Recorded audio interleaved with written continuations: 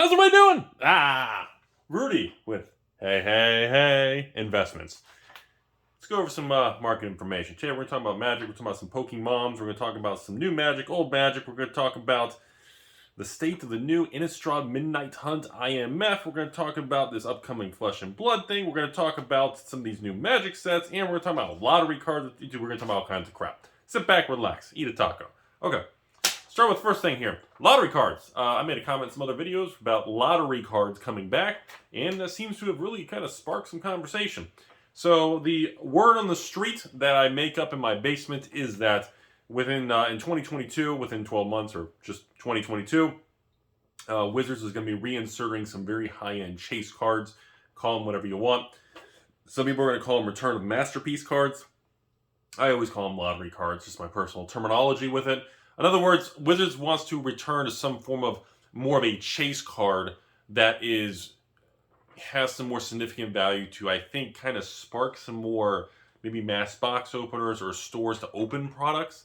That's my theory, okay? I don't know which set it's going to start with. I'm not really sure. Do I think this is really going to happen based on...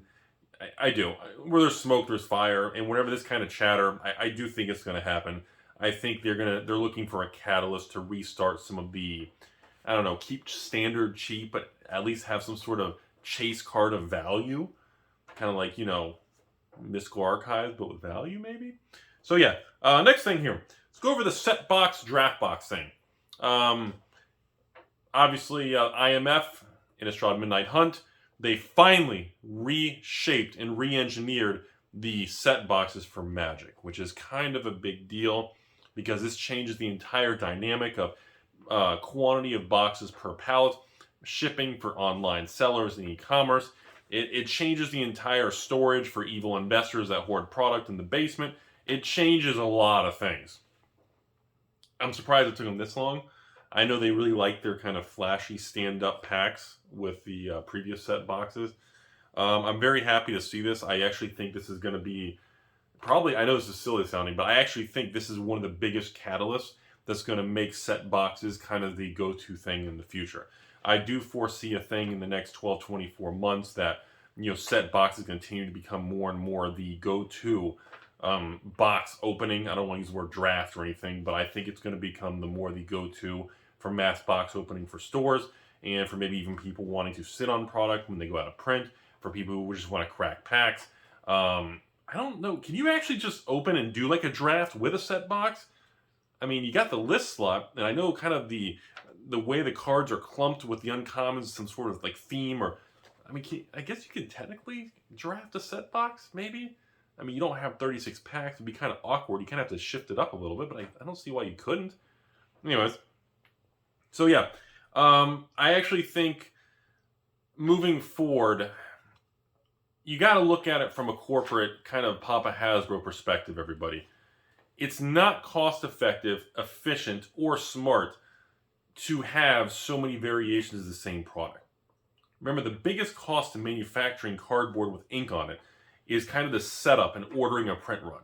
And the ability to keep inventories more consistent and predictable of how much each item is going to sell is a lot easier to handle when you don't have, you know, draft, set, collector, commander. I mean, that's a lot to run for each one. And if one of these product lines sells out, you have to reorder a specific one. And each, you know, a set product, a set booster box, is pretty much not able to be produced and packaged on the same machine that makes like a commander product with a giant, where they take a brick of pre-constructed cards, wrap it in a clear cellophane, put it in the big fancy packaging.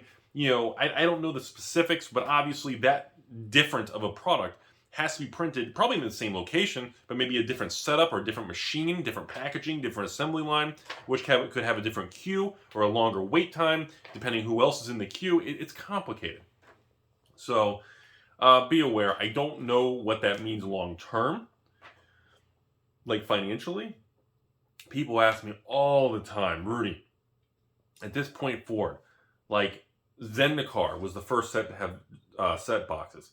Is Zendikar set going to outpace Zendikar draft boxes long term? Nobody knows the answer to that. We can speculate. My personal speculation is I actually think draft and set boxes, just like the collector boxes, are going to age at the same percentage price swings. Yes, the raw dollar amount will look different, but the percentage movements will all kind of correlate together based on how that set itself ages. That's been my theory for a while. Again, we have no data. Set boxes were invented in 2020. And 2020 is a terrible year to use as data or any form of backdating and really kind of price history. So we have no idea. We are just finally learning about how collector boxes age because of Throne of Eldraine and Theros and Ikoria and Core 21. We're finally getting collector boxes that are fully out of print and that the market's finally starting to dry up. I mean, we're seeing huge moves. God, Throne of Eldraine collectors. The Theros collectors rebounded big time. The Core 21 collectors have like the lowest print run of all the collector boxes, but nobody seems to care much. I mean, they've gone up a little bit, but not $200 a box anymore. But, you know, the market's still trying to learn. We all are. Nobody knows. People who claim they know exactly every little thing, they're trying to lie to you or they're trying to sell you a BitConnect. One or the other. I don't know. So, move on to the next thing here. We're going to jump over to Innistrad Midnight Hunt. IMF here. Expected value, $125 a box using TCG Market. And again, this video is being filmed post pre-release, but not official release. So that number usually can drop 20% off, which still puts it at a $100 EV, assuming an additional 20% decline, and it's already dropped 10-20% since since before pre-release, in the last 7 days. So if it can still hold around $100 EV for a draft box or a set box, that's still pretty good for a standard set in this day and age, especially with no super high-end lottery card $100 chase. That's still pretty decent. I can tell you all, for whatever the stupid reason is, the market is not hyped, is not crazy excited about IMF, whether it's the collector, the draft, the set, or the commander. It's selling, don't get me wrong. It's not a bad product. I actually think it looks pretty cool. I'm always a big Innistrad fan. Of course, OG is king. But I am not seeing extreme panic demand FOMO or nothing like that. Even distributors, they're selling the product, but they're not seeing that. Ring her, give me more. I'm oversold. I need, we're not seeing that. I don't know what that means. It's way too early. It could just be wallet fatigue. Everyone's still blaming Modern Horizons 2 being so good. Everything looks like trash because Modern Horizons 2 is just so ridiculously overpowered. I mean, people are calling Modern Horizons 2 still the best set of 2021, and we're not even at the end of 2021. People literally said halfway through the year, dude, Modern Horizons 2 is going to eat up the entire... That's all people want. You can't even get it. Every time I get a wave or a restock of Modern Horizons 2 draft boxes, can't even keep it in stock past a day or two. Could get a whole pallet for 500 boxes, can't even keep it. It's insane. It's insane, the demand for Modern Horizons 2. Which is why, if you are a patron, by the way, I am currently in negotiations for $500,000, $500,000 of Modern Horizons 2 set boxes.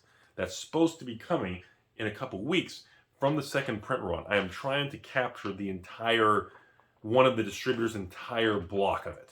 Trying to get $500,000 to like $750,000 worth. So if I can land anywhere around there and get like 3,000-4,000 boxes of Modern Horizons 2 set, and I can get the price down and sell it for like, dude, if I could sell that for like $210 instead of the market, what's the market, $240? Dude, that'd be amazing. Still trying, fingers crossed. Hopefully that happens in the next few weeks. Okay, moving on here. So I don't know if there's going to be any magic release from now the rest of 2021 that's going to be able to really,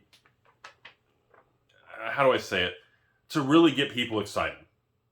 I don't think Crimson Bat, the next Innistrad Part 2 or whatever it is, I just don't think any of these things, don't get me wrong, I still like the Dungeons and Dragons. I like the Adventures Forgotten. I like AFR, Adventure Forgotten Realms. I'm the idiot who bought 3,000 boxes of all the collector boxes because they're not moving from distributors and people can't sell them and other stores are dumping them to me. I'm the guy who's dumb enough, I'm the one buying it.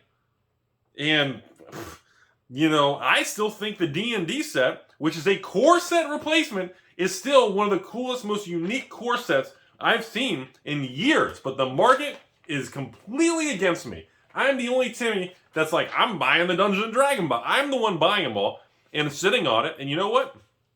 Maybe it's Theros 2.0. Maybe it comes back like Theros. Maybe it doesn't. Maybe it's the first collector box that just tanks from what's it now, 180 on eBay? Maybe it tanks all the way down from $180 plus tax to $99 and I just lose all the money. I'm taking the chance. I'll let you know what happens. I have no idea, folks. I just wanted to share that. So, yeah, crazy, huh? Crazy times. StrixHaven draft boxes, by the way, still completely sold out. Can't even get them. Wizards is like, we're printing more, we're getting to it. They refuse to ever slow down. And you get some of these product lines corrected with the supplies. It's stupid. So again, by the way, drop it again. Jumpstart and Commander Legends draft boxes, 2020 era products.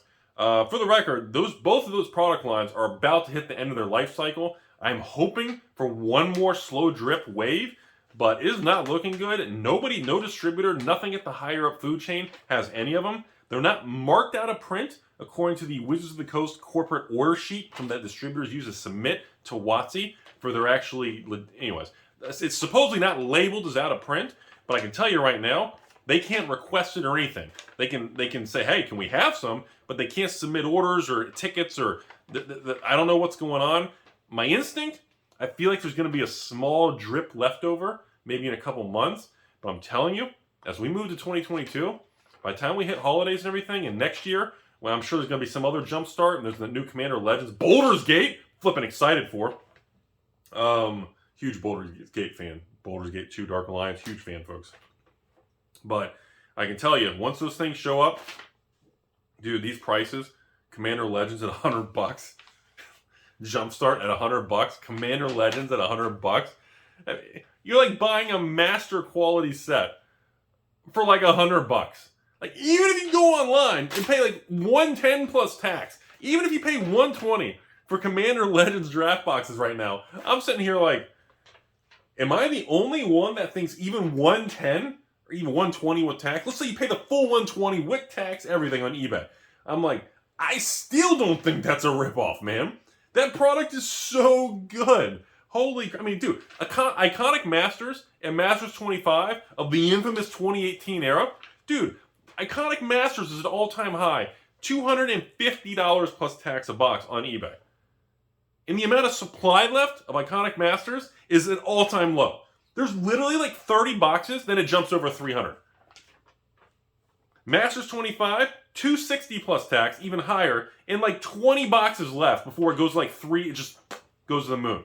Dude, so many of these product lines, Eternal Masters, Double Masters, VIP Double Masters, Ultimate, dude, all these Master, modern era stuff, dude, the prices on some of these things, I'm like, am I the only one that's going, wow, supply seems to be, going down the basement, popsicle, it seems to be going down here.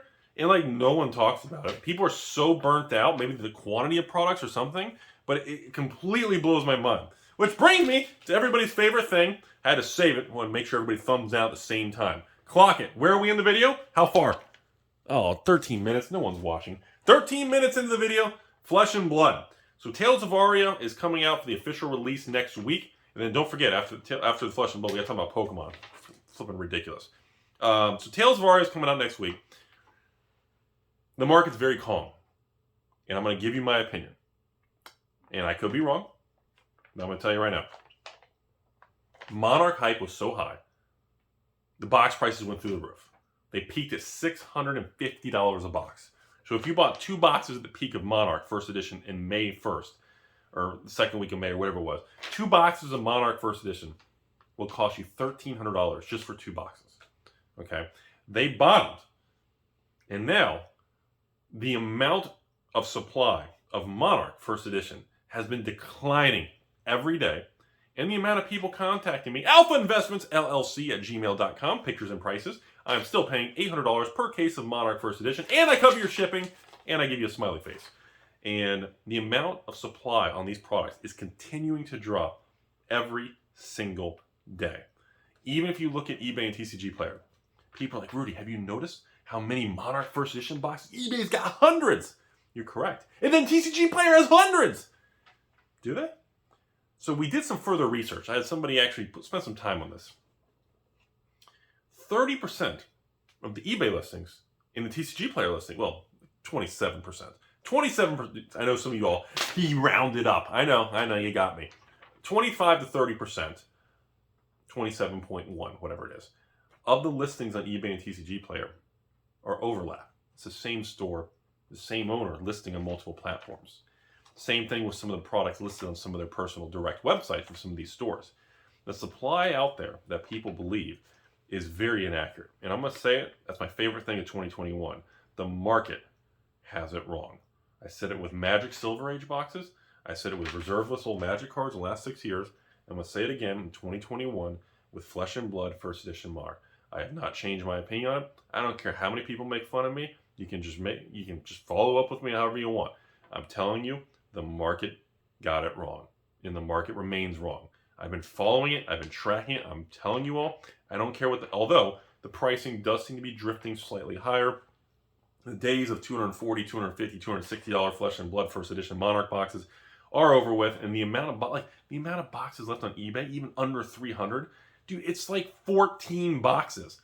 And like a third of those are the same ones listed on other websites. So the amount you think is available isn't even as much. Plus tax or shipping, whatever. Anyway, I just want to comment on that. Remember, before it goes to zero, you can contact me and we can have a risk-free transaction. So back to Tales of Aria. I think we're going to have an inverted experience. And I don't think the market is expecting it. So with Monarch, how it spiked through the roof, and then it slowly came down as all the evil investors were unloading and the stores gave up. It keeps dropping, just dump them all. I think this time around, nobody wants to hoard it. Nobody wants to keep it. It's like hot potato.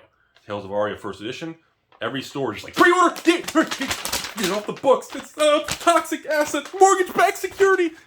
Like, that, literally, people are just like unloading Tales First Edition. Like, it's the weirdest thing I've ever seen, but I get it. Price memory, emotional response, I get it. After what happened with Monarch, the retracement, people are just fearful. The emotion is driving the hype train into the dirt. I'm going to tell you all my opinion. Remember, this release, about 2 weeks after release, once everybody gets their products, the product's out there, that's it. There's not a second wave. There's not a bunch of restocks of First Edition. There is no... I don't even have a date when Tales of Aria Unlimited Edition is coming out. It could be 2 months post-release, and I'm telling you all, don't even buy it from me. Go on the open market. If you can buy Tales of Aria, I don't care if you're paying $150, $140, $180.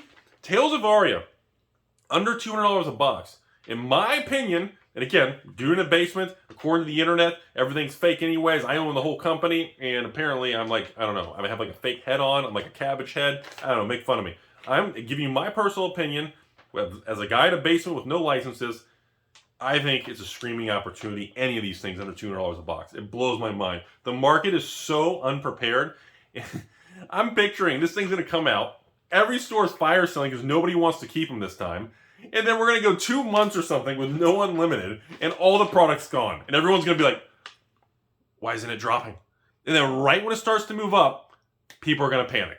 And it's going to have an inverted response to Monarch. This time around, it's not going to tank. I mean, dude, what are you going to go? From 150 a box, or was it now 170? Oh, wait, hold on. 185 with tax. 180 with tax. What's it going to do? Go to 150 or 140? What do you guys think this is going to do? Go to 50 bucks? Go to 40 bucks? Go to $1 and a chalupa? Do you get the cheese sauce, the fake sauce from Taco Bell? I mean, you know? It blows my mind. So it's going to be a funny thing. As far as the Rudy promotion, yes, the patrons are going to get bombarded with questions, so let me say it. Yes, we are offering 2 Rudy kits. We're going to have a small one for a cheap price point, per the feedback on the last Flesh and Blood sale.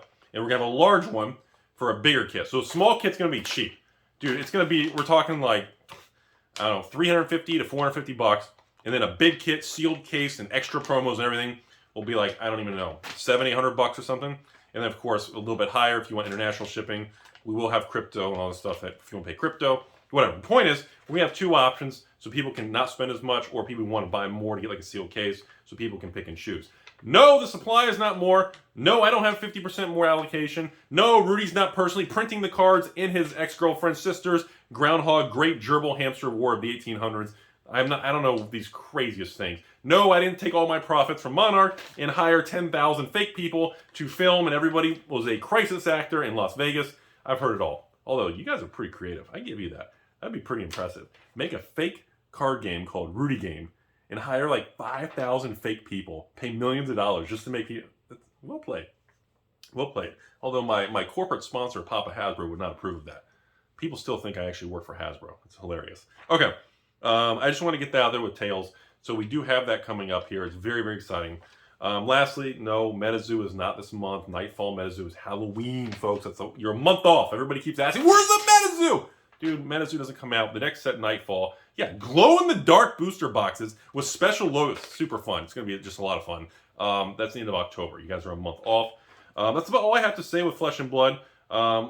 Just keep in mind, whenever I see a market like this that's so uncertain, and everybody's facing the same direction, and people are so bearish, you know, that's how I felt with Weiss. That's how I felt with Force of Will. That's how I felt with Pokemon. Oh, Pokemon, we gotta jump to that next. You know, look, the market gets it wrong so many times. And whenever you ask other people online or you post on a private group or a Reddit, people are just going to tear you to pieces. You're not going to get an honest answer. All right, let's jump over to Pokemon. So, Pokemon market is, in my opinion, on back of an uptrend with new Pokemon products. The Pokemon 25th anniversary product, forget it. I can't even run a sale on it. Like, the 25th anniversary products, I think I'm getting like 4. Like, my allocation was like 4 cases or something, or 4. And some of these products are like, the Elite Ultra Premium thing has 4 in each. And I'm getting like 2, so it's like 8. But I don't even know. It's not even enough to do anything with. Use them as a background thing or just throw them in a closet, I guess. I can't. It's not enough for me to run a sale. Sorry if you're a patron anyone out there. There's just not enough to go around. Nothing I can do with it. I'm not going to throw it and let everybody fight over it and bid on it. Just letting it go. Let's talk about Battle Styles. Back over $100 a box. Congratulations to anybody who bought Pokemon Battle Styles when that thing tanked to 70, 80. Dude, you made out there. Chilling Rain. Same thing. Pushing back 120, 130, 140. Going back up now. Supply very low. Is there even more waves? I haven't heard anything. I don't think there's any more waves of Battle Styles. Is there one more wave of Chilling Rain or any of it? I don't even think so. I don't even know. Maybe one Chilling Rain? It's ridiculous. Evolving Skies, obviously, sold all to the patrons, all 1,000 boxes. Don't have any of them. What did I sell them for? 119? Long gone. I think they're like 160, 170 plus tax, so almost under 200 with taxes and shipping on the open market. Yeah, congratulations to you all. Those things skyrocketed. Yeah, I don't have any more. There is supposed to be another wave of Evolving Skies next month, I think. Or the month after? Something like that. Forewarning. The next Pokemon set, past the anniversary, is this Fusion Strikes or Fusion something. Apparently, there was an issue. The print run is the lowest, stupidest, most Timmy thing I've ever seen. Like, even my allocation on, like, new Pokemon boxes, like, I would run a sale to patrons if I had, like, 1,000 boxes of the new Pokemon set. Dude, the allocation is so pathetic. I don't even think I'm going to be able to run a sale on the Pokemon Fusion set because, I don't know, something happened.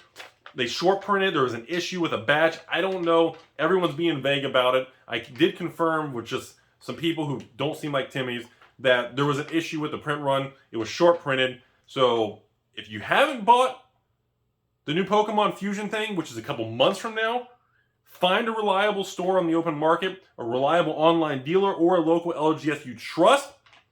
Go there now. I don't normally promote pre-orders. Go pre-order from somebody. I'm probably not going to be selling it. What I've heard about it is the dumbest thing I've ever seen. I cannot believe Pokemon in this environment is making such a small amount. Just the dumbest thing I've ever seen. Find a reliable store that will not cancel your pre-order and lock in your Fusion whatever order of Pokemon booster boxes for 100, 120, whatever they are. I'm warning you right now. Go out today, find someone you trust, and lock it in. Don't go on random eBay. Don't pick a seller with negative 45 feedback. Don't pick Timmy's Emporium with 69 feedback. Don't pick the mini Rudy feedback. Dude, it's going to be a disaster. The boxes are going to be like $200 a piece. It's going to be a disaster. You've been warned. Okay.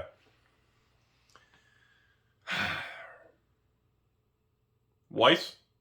I expanded my position in JoJo's Bizarre. Mob Psycho and Crimson Movie something. I can't read my own handwriting. I expanded my position in these 3 sets to almost 3,000 boxes each because everybody made fun of me and said those were the worst Weiss booster boxes and the worst IP and the worst products ever. So I expanded my positions massively and just accumulated every single one I could find.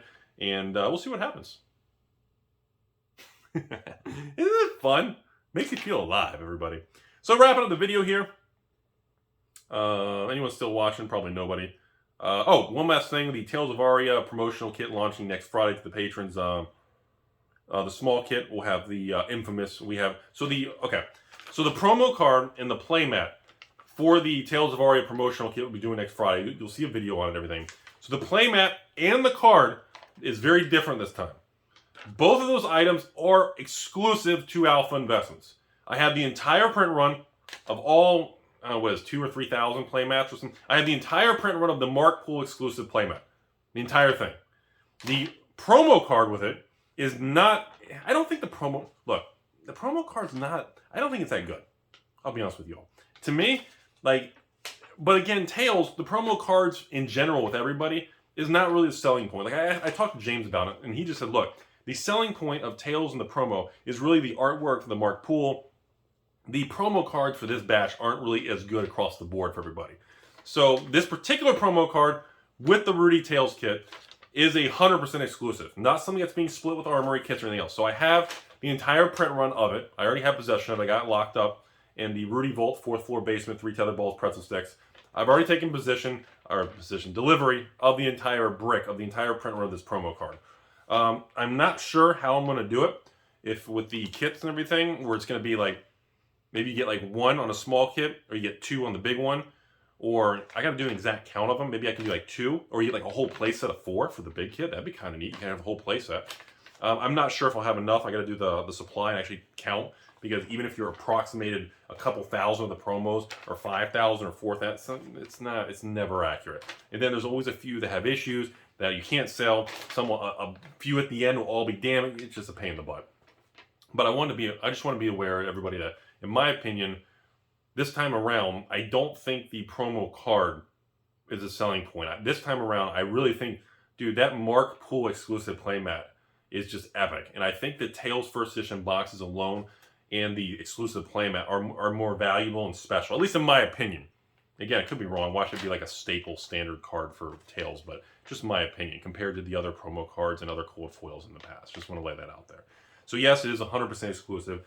Even if you don't want them, I'm sure people dump them on eBay or flip them or recoup that cost and pay for half the other stuff. Who knows? People will do that every time. But I really do think that it'll be interesting. It'll be really interesting to see how the market unfolds with a cheaper kit versus a $1,000 Monarch bundle, having a $400 kit or $350, $450, and then having like a $700, $800, having those lower tiers.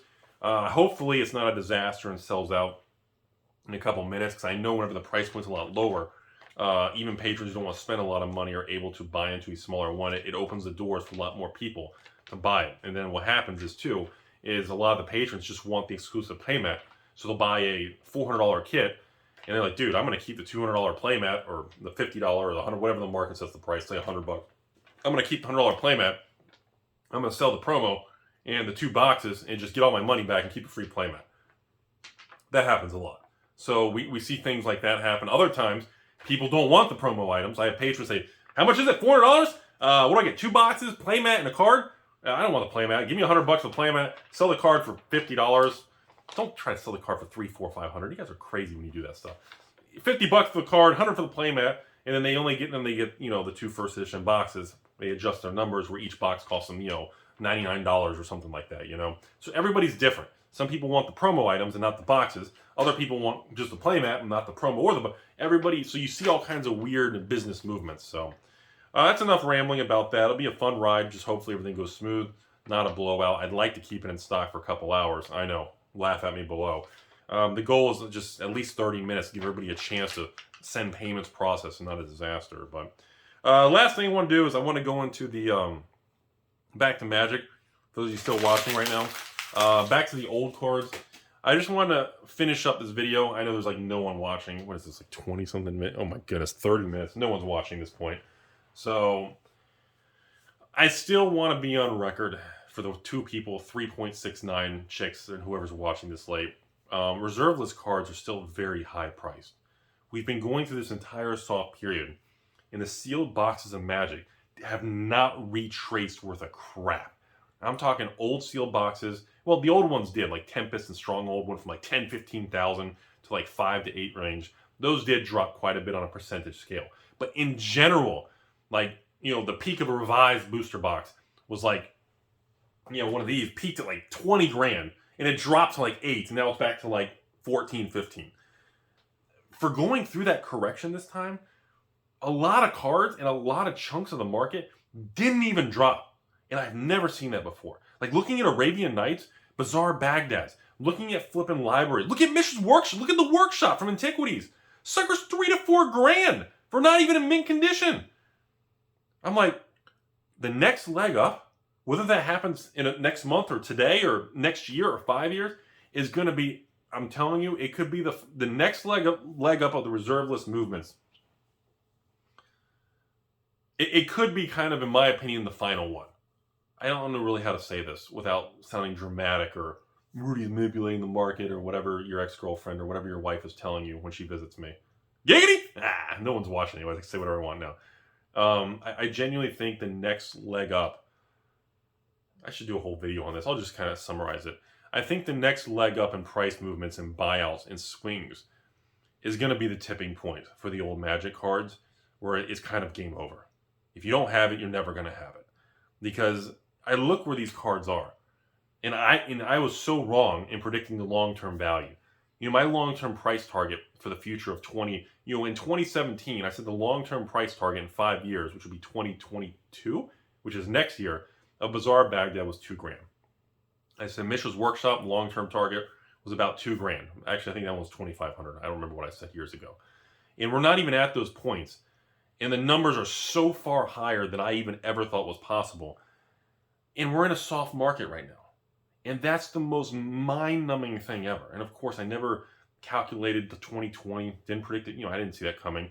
I never predicted the government and the Fed was going to just helicopter money and just make all this sloshy inflation. I didn't know that was coming. Nobody did. Well, some people claim they did. But I'm not that smart. And I see prices where they are now. And I'm going, what happens if we have another buyout and another bull run where a $4,000 Bizarre Baghdad doubles or triples and the cheapest Bizarre is $10,000? What happens? And I know it sounds stupid. It sounds completely dumb. You're going, what? Rudy, lay off. Stop sniffing the taco. I know. But the last time I said these things years ago, saying $2,000 a card seemed almost outrageous. And now, I mean, dude, anybody wants to sell me Bizarre Baghdad's in near mint condition for $2 grand? Dude, contact me. I'll buy any quantity of near mint pack fresh Bizarres for $2 grand. I would literally, that's how far we've come, And I'm sitting here going, oh my goodness. Played Bizarres and damaged ones with creases and dog bites and taco stains and your wife's, and they're $3-4 grand? The next leg up is going to put Tabernacles, Bizarres and libraries and Dejins and workshops at 10K plus across the board. That's the next wave. And I don't know what that means for the accessibility and and how many are even going to be left on the market at that point. I don't know. I never thought that far ahead, but the fact we didn't, because I thought for sure in the softening of the market, we would see workshops go from $4 grand, that are decent looking, not even minty, just decent looking. I thought they would go back to maybe 2. I didn't expect it to drop back to 1, but at least cool off. Didn't even happen. So here we are trending sideways without a pullback. And I'm going, oh my goodness. The next leg up, unlimited white bordered Moxons in Power, unlimited edition Power 9, is going to be like right now, the cheapest unlimited Mox is $3 grand plus a Mox. And that's in a corner of the card is ripped or creased. I never thought I'd see that. And now I think the next leg up is going to be $5,000 to $10,000, even for a white bordered unlimited, Mox Pearl Emerald, even just Pearl, not a Sapphire or Ruby or Jet, just a Pearl. I think the cheapest one could become $5,000 to $10,000. I think that's where we're headed. And I think it's going to hit all of us out of nowhere. I don't know when. It's going to be when we least expect it. And all the catalysts are there. Lack of supply. All these people hoarding them. Very few's hitting the market. When it does hit the market, they're gone. In the next bull run, I just feel that's going to be it. I really do. It's going to be the point where Arabian Nights set will be $40,000 to $50,000. Or, the Abyss, Nether Void, Legends, Chains, they're going to be $5-10 grand a piece. That's where we're headed. And I don't think anyone realizes it. And no one really wants to talk about it because you look like the bad guy or a market manipulator or whatever stupid thing the Timmies want to curl up in the fetal position about. But I'm warning you all, it's coming. I don't know when. I don't know when she's going to ring the doorbell, but she's coming. And by the time we wake up one day and we go, whoa, wait, where are all the unlimited white bordered mocks? Wait, an unlimited Black Lotus is 50,000 plus? When did that happen? Like, it's coming. Revised Dual Lands, Wheel of Fortunes, Arabians, Antiquities, Legends, even Urza stuff, Cradles, Grim Monoliths, even these other tier, these cards, we are heading in a direction. I can't predict timing the market. Nobody can. But I'm telling you all, I don't know how the market is going to be able to handle the next wave of this. And that's all I got. I think this is a long enough video, so holy smokes. Have a great day, folks. My goodness.